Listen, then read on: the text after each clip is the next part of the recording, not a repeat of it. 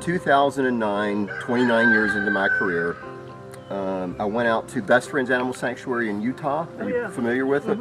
They do this great 8-day set of workshops on how to start an animal sanctuary. I'd been a regular visitor there because my ex-wife's family lived in Utah, so we were out there often.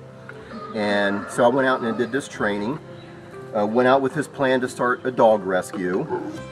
And the way the workshops were set up, there would be workshops in the morning for like 8:30 until 2:30 or so. There'd be a little break for lunch.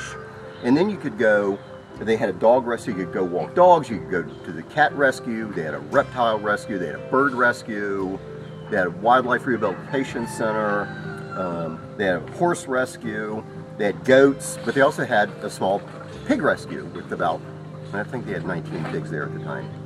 And so one day I just wandered down there and thought, whoa, this is a thing? I mean, I had heard of potbelly pigs. I don't know if I'd ever touched a pig in my life, but I had heard of potbelly pigs and I knew nothing about the pet pig trade. So I left there in the fall of 2009 after these 8 days, starting to formulate this thought, this plan of pigs maybe? Okay, let me think about this.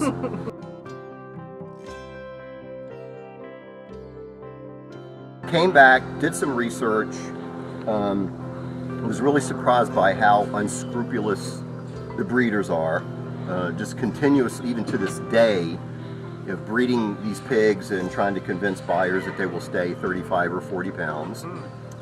People buy them for their apartments because they're convinced they would make a nice little apartment pet.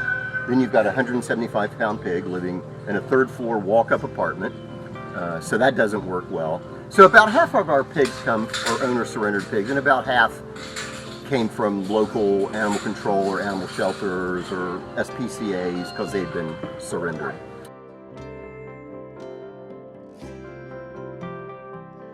So I retired in 2010, spent about a year doing the startup stuff. There was a zoning process to go through. There was, I wanted to get the nonprofit status so I could start fundraising. There was organizational development stuff that had to be done, a board of directors, had to build out a couple of areas. And then in the fall of, it was October of 2011, almost exactly a year later, that I went off to West Virginia and rescued 3 pigs, and those were the first 3 pigs. It was Willie and Gordy, who are still here. They were 3 years old at the time, they'll be 14 this year. Still in pretty good shape, I think, still pretty healthy. And I think that's a testament to a really well-controlled, balanced, broad diet that we feed them. And then the third pig was a little piglet named Jonathan that we found a home for.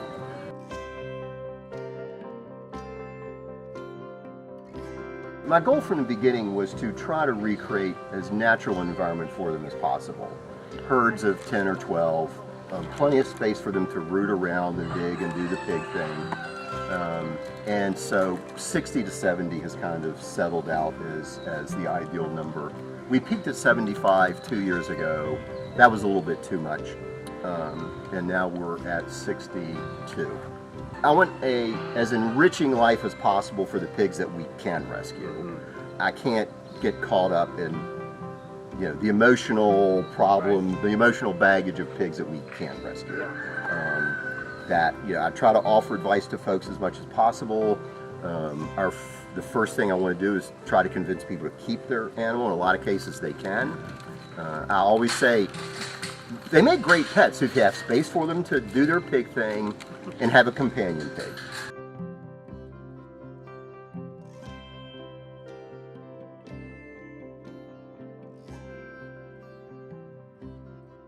I had my first pig. I got my first pig about 6 years ago. Okay. And he passed away, and after he passed away, I wanted to get involved, with the pigs, and now I have 2 pigs.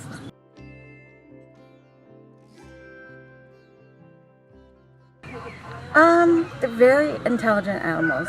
Okay. Very easygoing, very laid back, very lovable.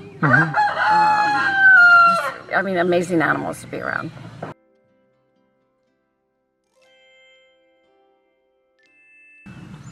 It makes me feel good knowing that I'm coming to help other pigs that have been rescued, that need a lot. Pigs like a lot of love and attention, and they like to be socialized, and I like to do that here. I like to know that I'm helping them.